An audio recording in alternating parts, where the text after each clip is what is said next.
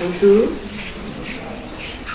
Excellences, Mesdames et Messieurs du Présidium, Président de la Chambre de commerce, très chère Assia, ambassadrice de Sa Majesté le Roi,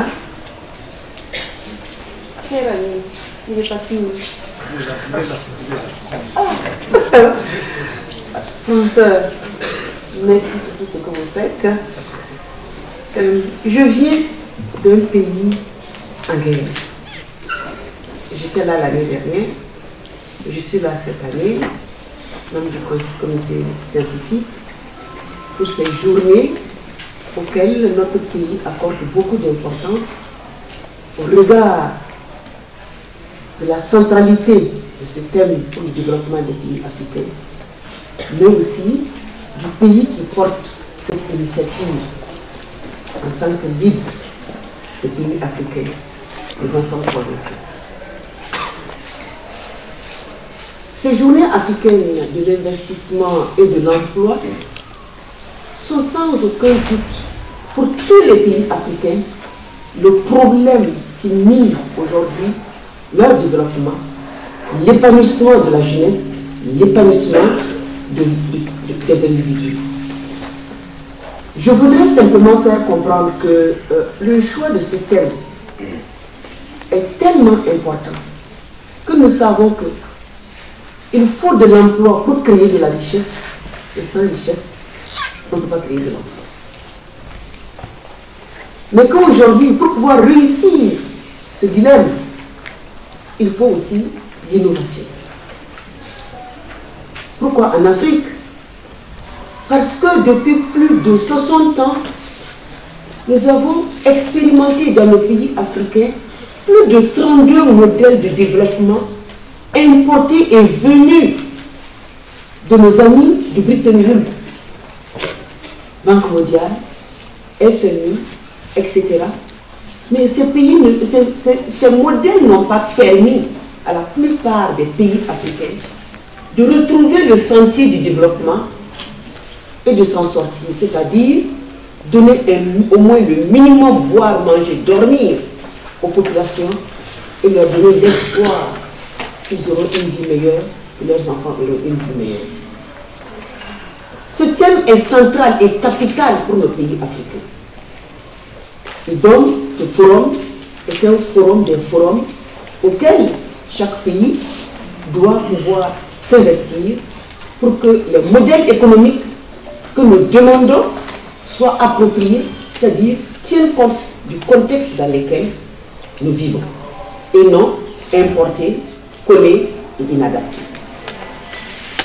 Je voudrais dire que la présence des différents acteurs ici qui ont réfléchi, qui vont intervenir, permettra justement à tout pays de regarder quel est le modèle le plus adapté, qu'est-ce qu'il peut rajouter et pour pouvoir tirer le meilleur de lui-même. Enfin, je voudrais dire que la promotion et la protection des hommes passe par cet emploi, l'investissement, mais un investissement qui doit être protégé, accompagné. Il ne s'agit pas d'ouvrir les vannes, de donner des crédits aux individus, particulièrement dans les pays où 80 à 90% des populations sont analphabètes et que les plus exclus sont à peu près de 90% d'analphabètes, les jeunes et les femmes, et ils n'ont pas un minimum de connaissances de gestion pour pouvoir gérer leurs entreprises et même parfois mettre en place leurs entreprises. Et quand ils prennent ces prêts, le problème, le manque de formation et comme l'ambassadeur le disait, de compétences pour pouvoir gérer leurs entreprises fait que le taux de mortalité est élevé et on retourne toujours à la case départ. Ça veut dire que l'éducation a sa place dans la réussite des programmes que nous allons sans doute mettre au profit de nos populations. Et cet accompagnement doit aller depuis la sélection des dossiers jusqu'à la mise en place des entreprises et les accompagner à la gestion jusqu'à leur propre envol, pour éviter justement cette mortalité. Et cela exige quoi? Le suivi, évaluation, régulation, réajustement, pour s'assurer qu'on va atteindre l'objectif souhaité. Le développement durable de notre pays ne peut venir que par là. Et les jeunes, plus que quiconque, doivent prendre à bras le corps cette problématique qui doit mettre au centre l'équité et la justice sociale, mais aussi mettre en place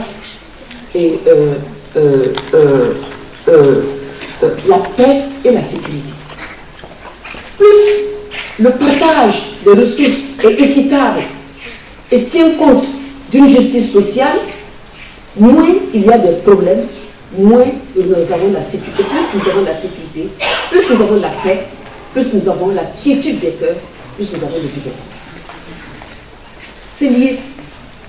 C'est en ce sens que je dirais que pour nous, pays en crise, l'emploi et l'accès aux ressources productives, dont les ressources financières, sont placés au cœur de la problématique de nos États.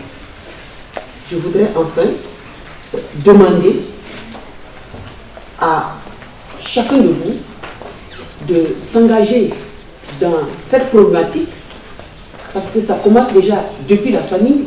Ce que nous ne savons pas, c'est que nous naissons entrepreneurs et nous choisissons d'être autre chose. C'est-à-dire, la naissance, nous avons quand même un capital et nous pouvons le faire fructifier. Il ne s'agit pas d'un capital à coup de milliards.